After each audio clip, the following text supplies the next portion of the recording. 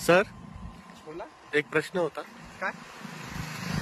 लाखो मुलांचा हा प्रश्न आहे की वाचलेलं लक्षात राहत नाही.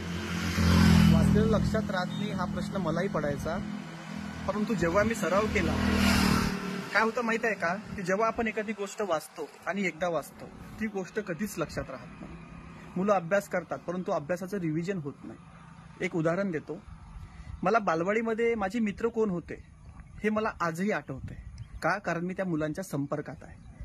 पहिल्या वर्गामध्ये 10वी पर्यंत शाळेमध्ये मला शिक्षक कोण होते, प्रत्येक शिक्षकाचं नाव मी सांगू शकतो, कारण मी त्यांच्या संपर्कात आहे.